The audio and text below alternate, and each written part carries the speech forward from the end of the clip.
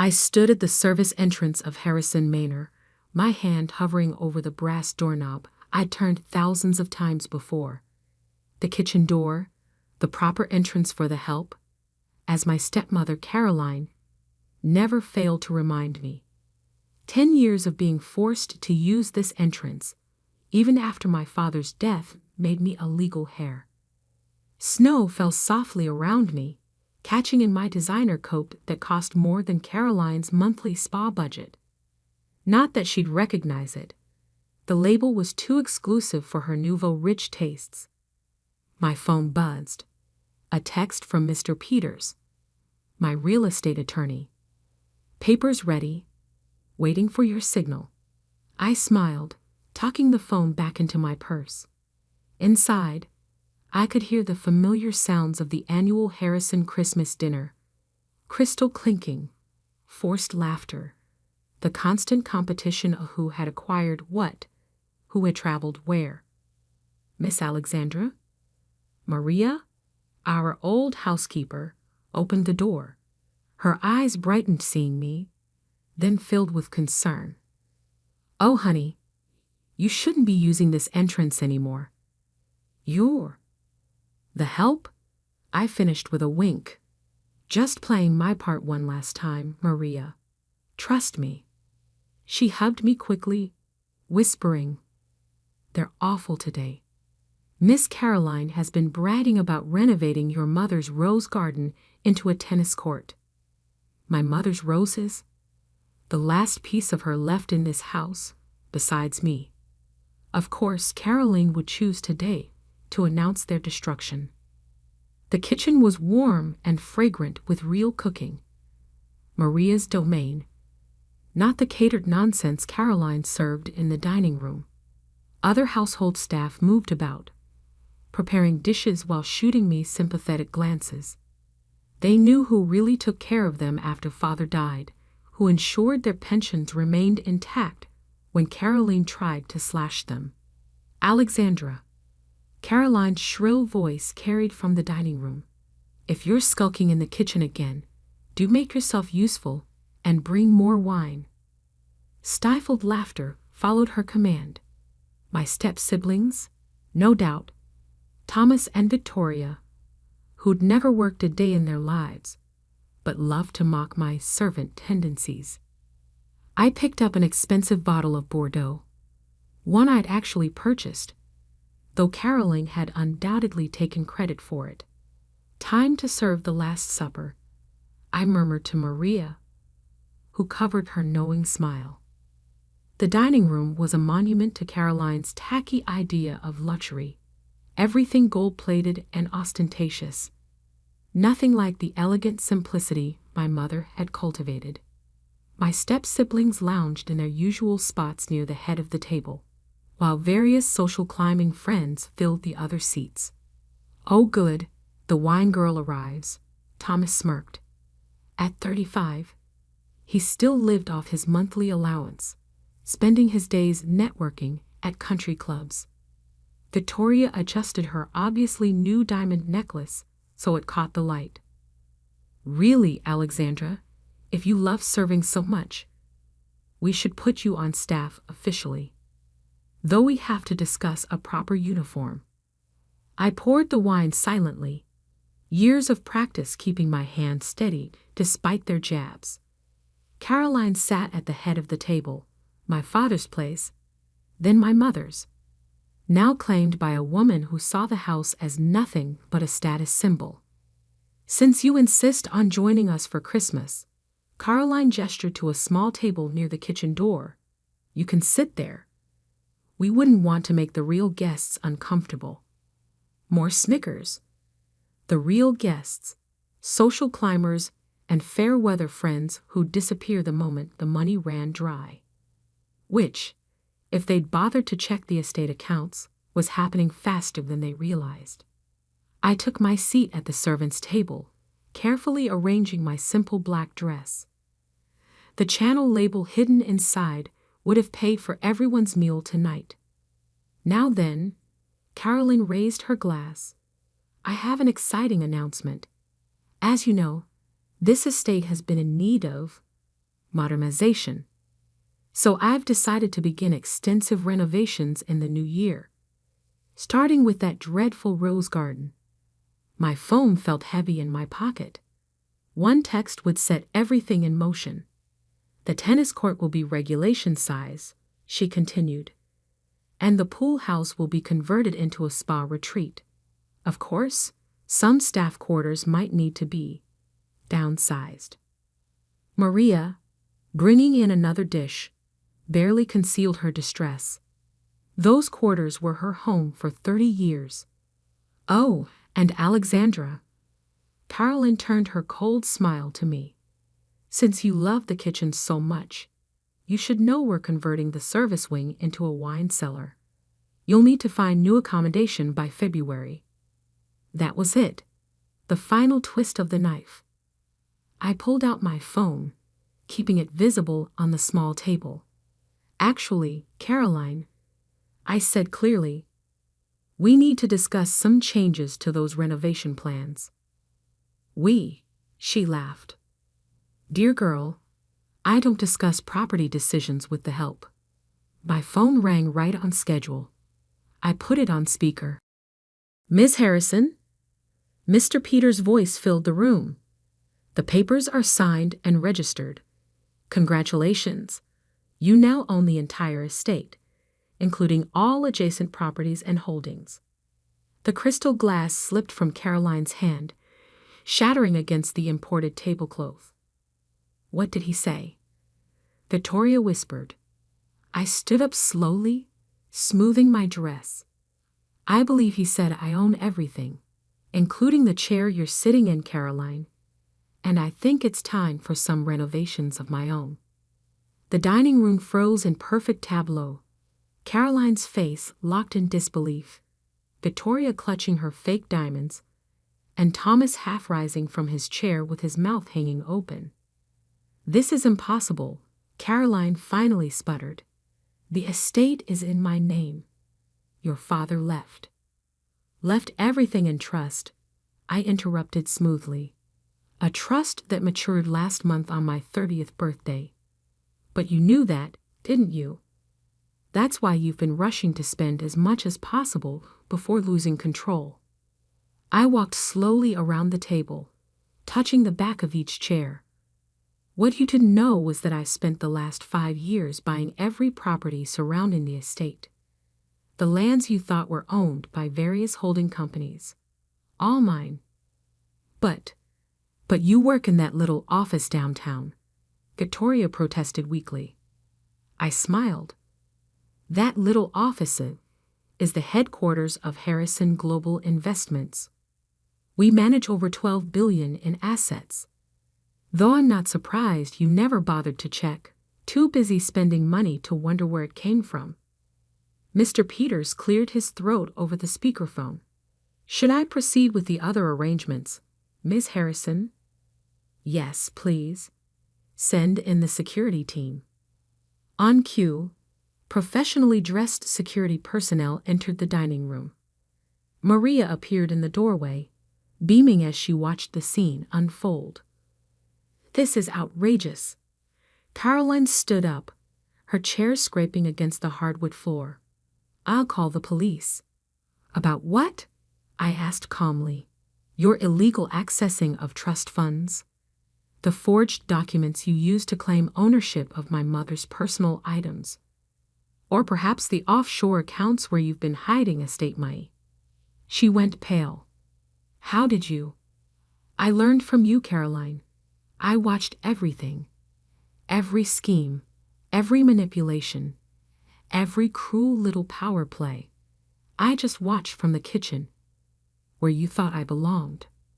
Thomas jumped up. You can't just throw us out. We live here. Actually, I can. You see, I had my lawyers review every document you've signed in the past decade.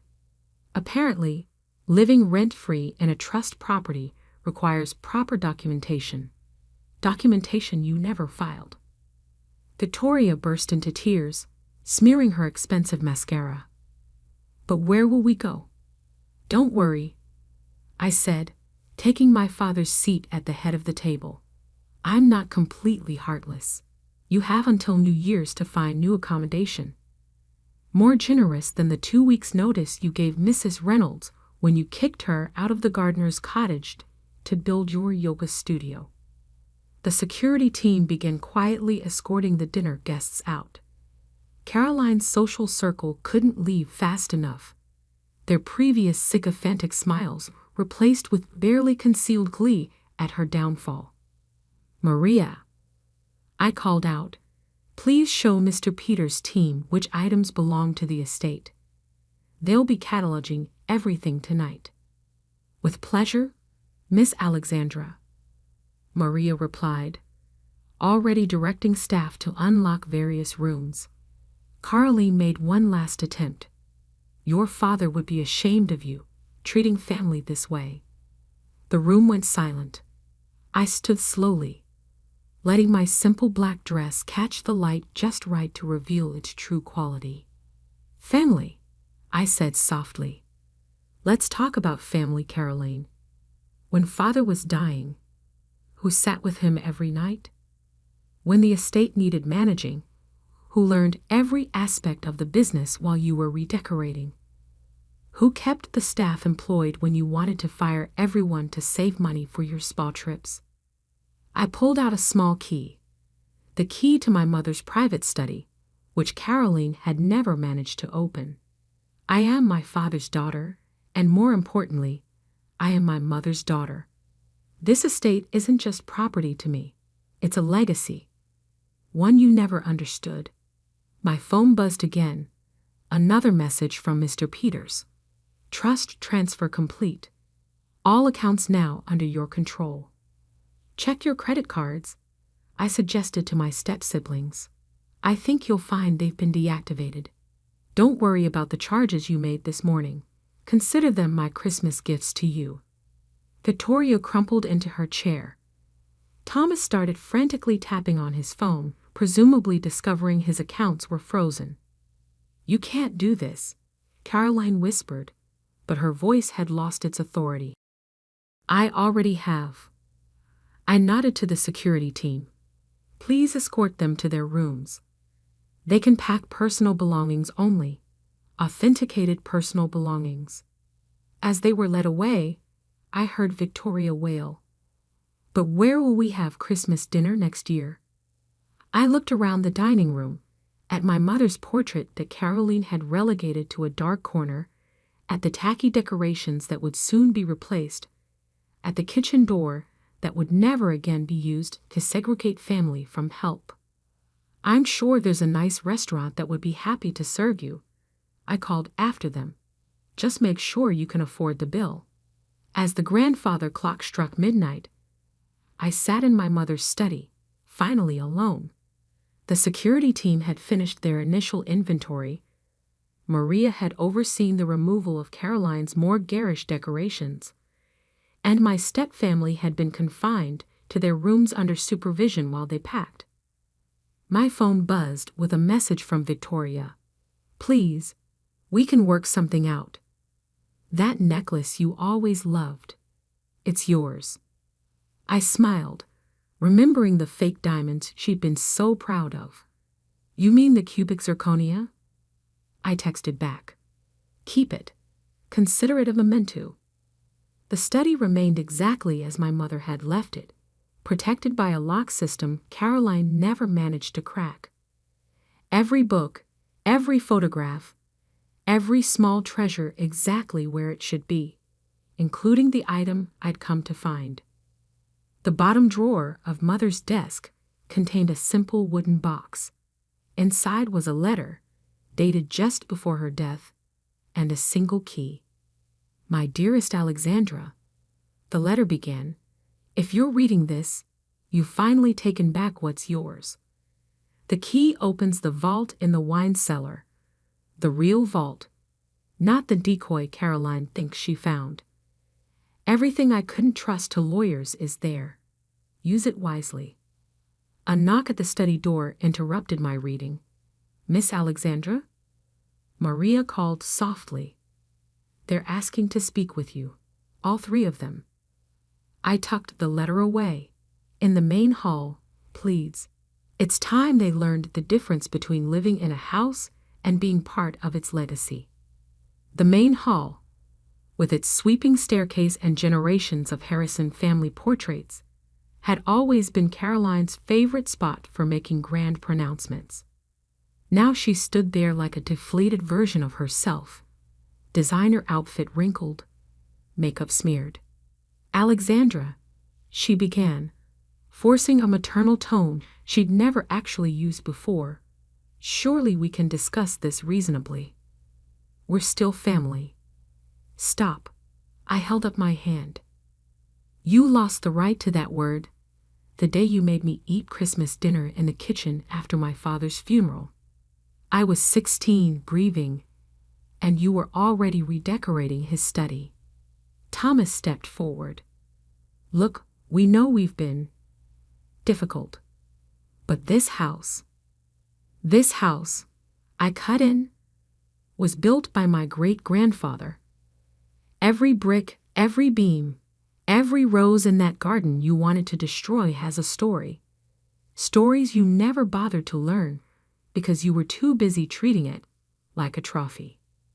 Victoria dabbed at her eyes with an embroidered handkerchief, one she'd stolen from my mother's collection. "What do you want? Money? Position? Name it?" I laughed softly. "I have more money than you can imagine. As for position," I gestured to the security team, "I'd say my position is quite clear." "Then why?" Caroline demanded. "Why go through all this deception?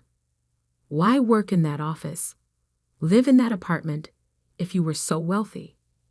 "Because," I said, climbing the first few steps of the grand staircase to look down at them, "I wanted to see who you really were, without the fake smiles and forced politeness you showed when you thought I had power.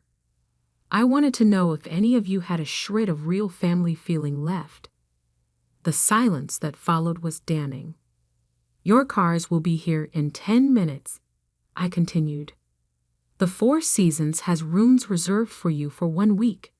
After that, you're on your own." "But our clothes? Our jewelry?" Victoria started. "Everything purchased with estate money stays here.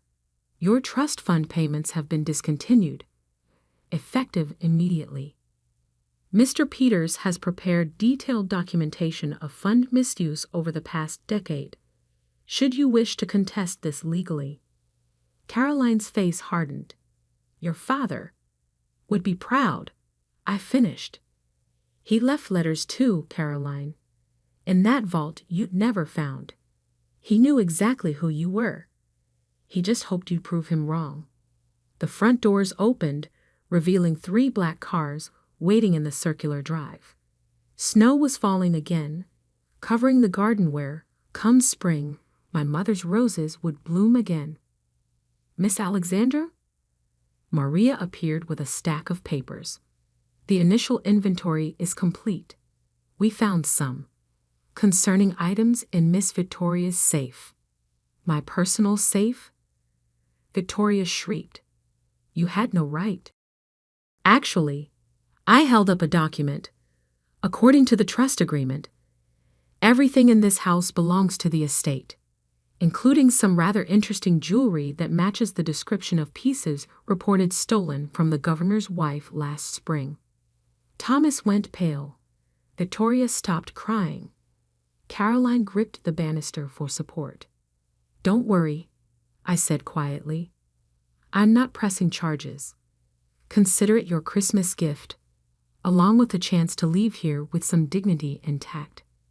Though I suggest you all find good lawyers." The security team began escorting them out. At the door, Caroline turned back one last time. "You planned this for years, didn't you? Watched us, studied us, just waiting for the right moment?" I thought of all the holidays spent in the kitchen, listening to their laughter. All the nights spent learning the business while they partied. All the quiet moments in this study, reading my mother's letters, preparing for this day. "No, Caroline, You planned this. Every time you chose cruelty over kindness. Every time you put status above family. Every time you looked at me and saw someone to dominate instead of someone to love. I just made sure you reaped what you sowed. The doors closed behind them with a final, heavy thud. Through the windows, I watched the cars disappear down the snow-covered drive. "Maria," I called out, "gather the staff in the kitchen, please. All of them. It's time for Christmas dinner. The real Christmas dinner." As I walked toward the kitchen, this time through the main hall, head held high, I smiled at my mother's portrait. "Merry Christmas, Mom," I whispered. "The roses are safe now. Everything is."